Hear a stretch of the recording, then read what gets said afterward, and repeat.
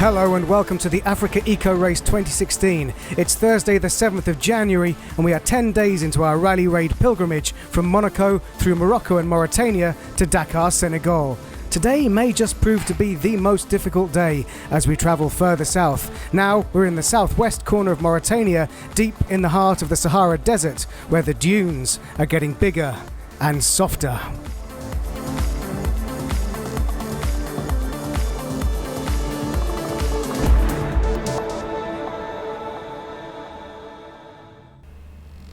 Let's take a look at stage 9. It's an early wake-up call, some seriously big dunes in the first half of the stage, but after the soft sand, a different test. Hard, sharp rocks in the middle section, 445 competitive kilometers.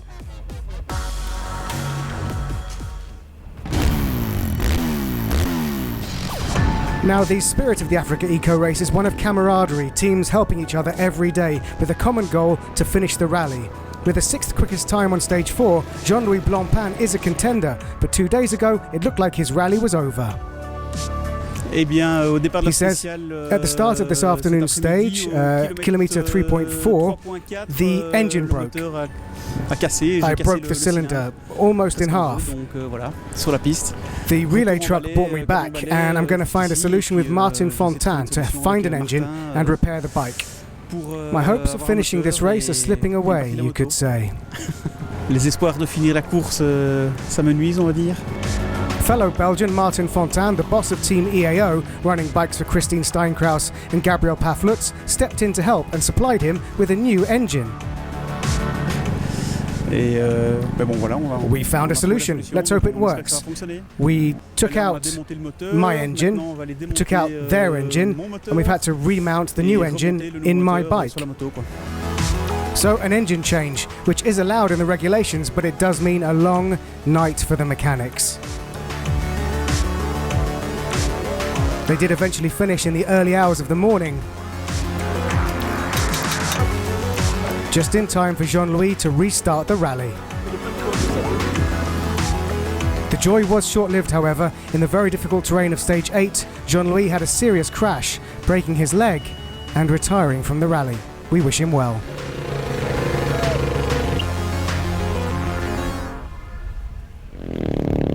And so to stage 9, a lot of riders in trouble in the soft sand. Look, a bike completely disappeared in the sand.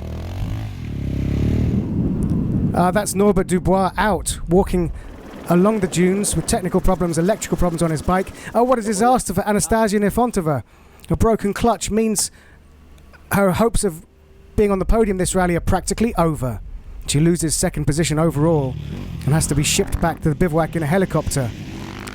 Her compatriot, Dmitry Agoshkov, can now consolidate second position overall and is 7th quickest on the stage. The British rider Andrew Newland on his KTM for Team Desert Rose Racing, continuing to impress. He entered this AfricaEcoRace more as a hobby and is now up into the top 3. Martin Benko, the Slovakian rider on his KTM, is 5th quickest on the stage, and as you can see, he's catching some slower riders. And this is great to see. It's the father-son team of Fernando de Souza Jr. and de Souza Sr. working together again and thus delivering great results. This time it was the son who was 3rd on the stage and the father who was quicker. Fernando de Souza Sr. is 2nd quickest on the stage.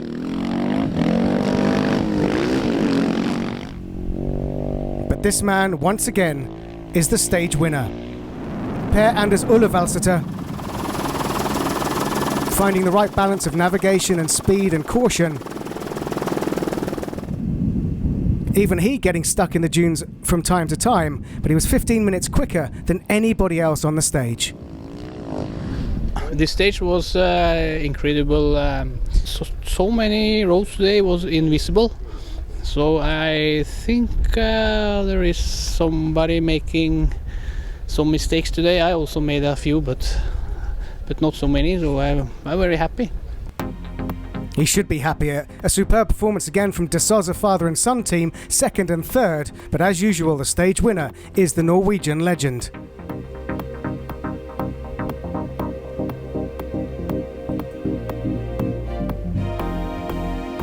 That result and Nefontova's retirement puts Andrew Newland in the top 3.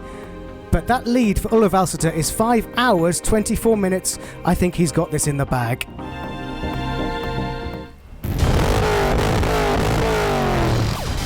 Now this is Mathieu Serradori, probably the fastest driver in this year's AfricaEcoRace.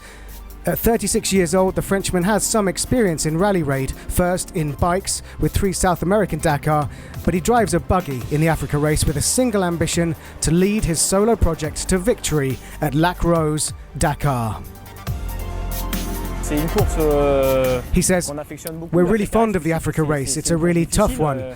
Don't ever forget that Morocco and Mauritania are the most difficult playgrounds for rally raid, for the machine and for men."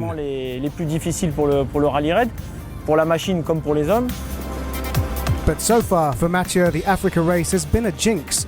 This year he's had mechanical problems and navigation issues, but it's nothing compared to last year, when his engine and his chances of victory blew up in the last Mauritanian stage.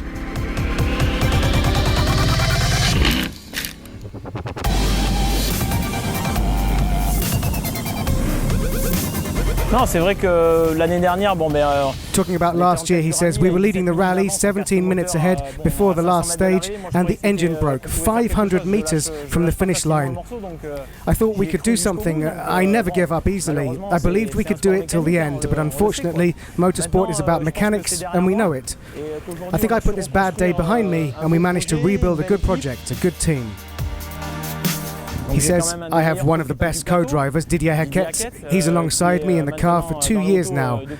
He brought a lot concerning how to manage stress, the navigation. It's very complicated in Africa. I lean on him a lot. This way I can really focus on my driving, and he, with all his experience, can adapt the day's strategy according to our classification." Comme il a beaucoup d'expérience, peut essayer d'adapter la stratégie de la journée en fonction du classement. Before this 9th stage, Serradori is in 4th, more than an hour behind Kanat Shagarov, hoping his bad luck is behind him so he can fight for victory in Dakar. Well, on stage 9, the jinx strikes again. Serradori got stuck and got lost. He was 10th on the stage, an hour slower than the scratch time. And Kanat Shagarov started the stage with a 50-minute lead overall. And here he is powering his Toyota over the dunes. But then, disaster. He gets stuck in the dunes and loses nearly an hour, his lead slipping away with a damaged car.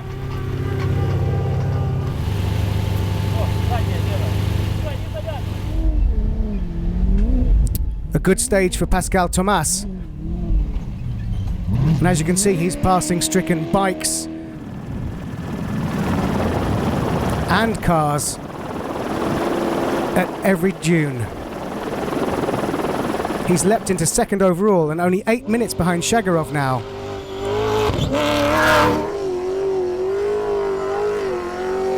Now this is Ricardo Leal dos Santos, and you can just listen to the engine. He's got his foot flat on the accelerator to hope that one of those 4 wheels keeps traction in the soft sand. Jean-Pierre Strugo there, trying his best to negotiate not just the dunes, but a stricken buggy, and out in front, managing to pull away from a slower competitor. Cars in with trucks in the mix.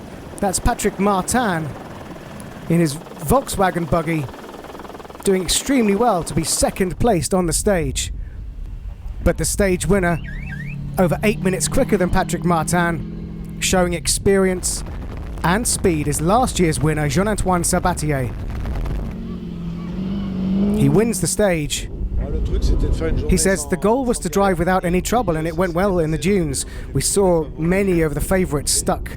We put good pressure onto the tyres, we went through without any trouble, and after that we just broke our backs to accelerate. And how are the big trucks coping with the wide open desert? Well, one of them's certainly going the wrong way. And that is a Kamaz truck, the 403 truck. Kuprianov, stricken. A belch of smoke, and it's on its way again, but not for long. An absolutely disastrous stage for the Kamaz trucks. That is Kuprianov stopped. And that's 400, his teammate, Shibalov, going round in circles. And then it's Shibalov stopped. Shibalov, both Kamaz trucks stopped in the middle of the desert. And that's Anton Shibalov trying to get onto higher ground to see if he can see his teammate. Now there is a strict rule within the team that they work together, and they did work together to eventually bring their trucks home. Now this is Elisabetta Jacinto, who was probably going the right way in that first clip we saw, but here she's going nowhere, stuck in the dunes, digging herself out, but she did manage to finish in second position behind this man, Thomas Tomacek. A stage win for last year's winner. He was steadily, consistently making up time since a difficult few days last week.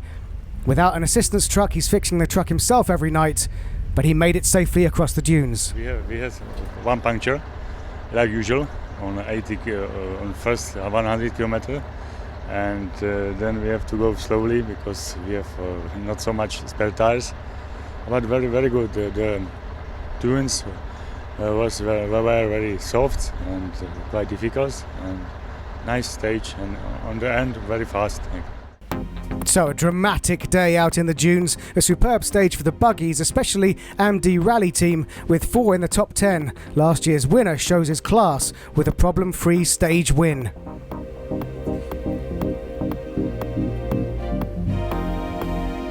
But look at that, Kanat Shagarov's lead is reduced to 8 minutes 37 seconds. The buggies are hunting down that Toyota car.